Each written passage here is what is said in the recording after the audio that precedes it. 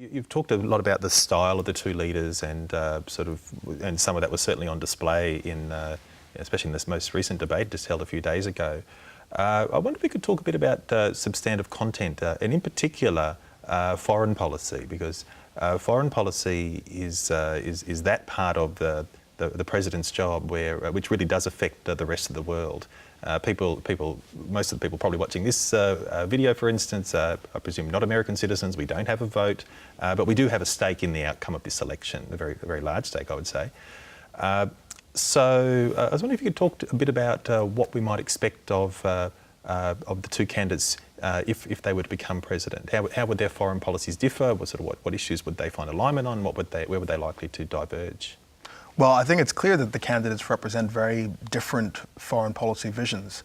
On the one hand, Hillary Clinton is more internationalist. On the other hand, Donald Trump is more nativist. Perhaps even at a more sort of practical level, an important difference is the fact that Hillary would want to continue many of the policies that the Obama administration has pioneered in.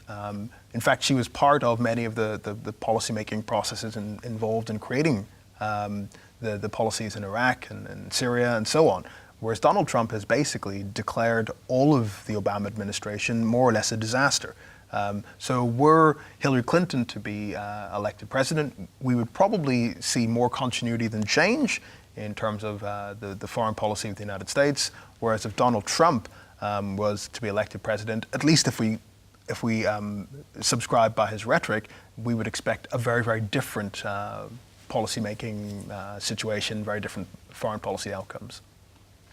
Yeah, I think what you've encapsulated really neatly too is that this is that there are different styles, different parties, different temperaments of the leaders, and one essentially is promising continuity, more or less, and the other is promising change. Whether or not, of course, they're able to deliver those sort of outcomes is another matter. But they have attracted nearly half of the electorate each through that general sort of claim.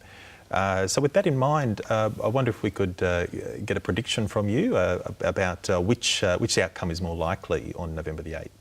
I'm going to predict a clear and comfortable Clinton victory.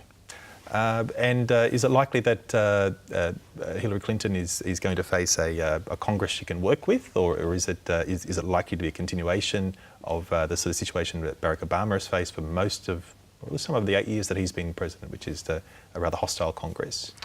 My suspicion is that a lot of voters will be very concerned about the prospect of Donald Trump being president, but also concerned about a unified government, about having a Democratic White House and a Democratic Congress. So I wouldn't be surprised if we have a large Clinton majority at the presidential level, but much closer races at the congressional level. I think there'll be, at an individual level, a lot of split ticket voting. So people voting one way for president and voting the opposite way for their member of Congress.